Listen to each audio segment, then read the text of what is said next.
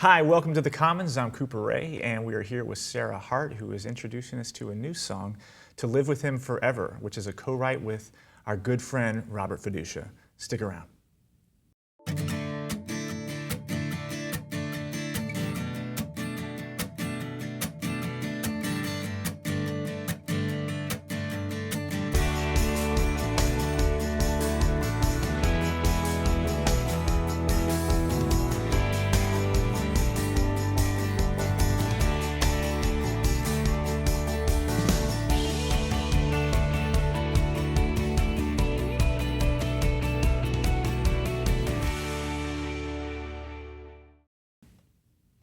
Well, hey, Sarah, how are you? Hey, Cooper, I'm well. How Good. are you? I'm well, thank you. So good to see you again. Good to see you too. Thanks. I feel like I haven't seen you in years. It seems like that. It definitely seems like that.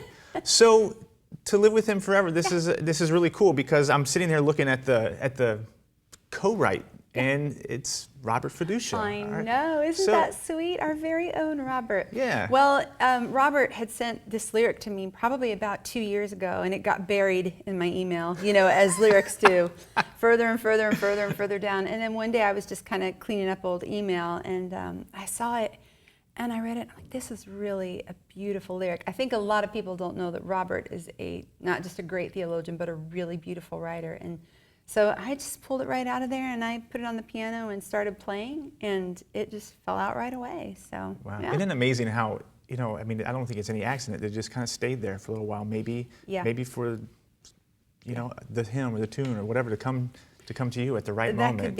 That could be. Well, it definitely stayed in there for a while. Right. But I'm so glad it came out and saw the light of day again, because it really is a fantastic, beautiful lyric. Yeah. And So he sent you the lyrics, and then you sat down with it and kind of started to rework it a little bit? I changed some of the lyrics just mostly for singability, because the important thing about this song to know is that it's 3 verses. Right. So it really sets up nicely on a print page like a hymn.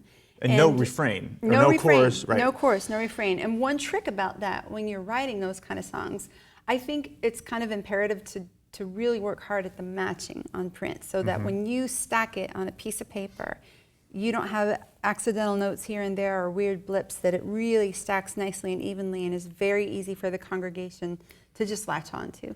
Right. And so this song definitely does that. 3 stacked verses, beautiful, easy to sing. So it's not going to sneak up on the congregation and be like, wait, Right. where did this little note come from, or deviation? There's a bridge. Oh my, we don't know what a bridge is. We're going to get quiet again, you know? Yeah. And no. So Exactly. it's just a song that they can just start right away and go with it. Yes. And a lot of, as we talk about the lyrics themselves, talk about the Eucharistic imagery a lot. Bread, wine, cup, vine. Right.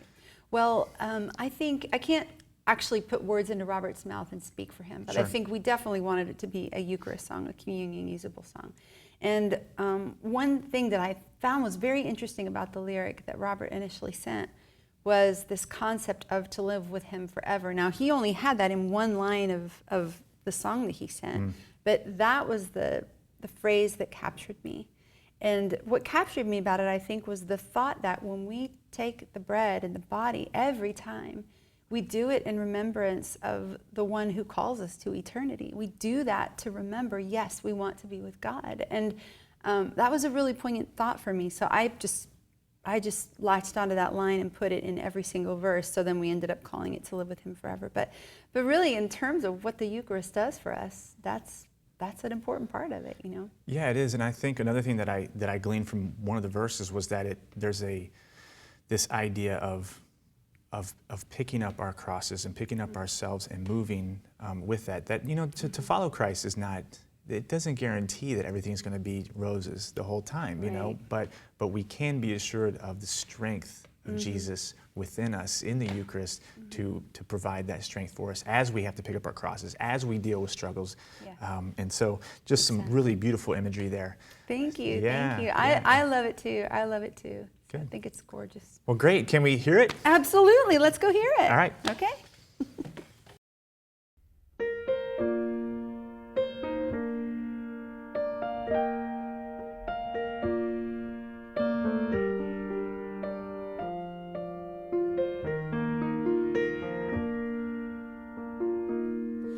We are the wheat, we are the bread, our lives we bring as offering, and as the grain we're crushed by trails, yet bound by healing water.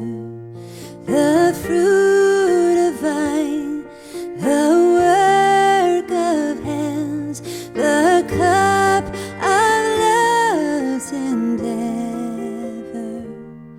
we place before the Son of Man to live with Him forever.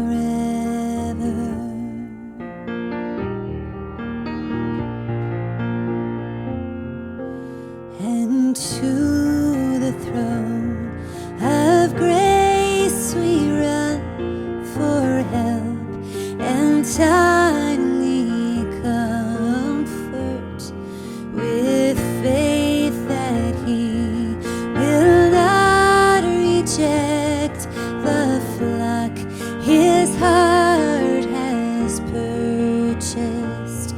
From His pierced side pours forth the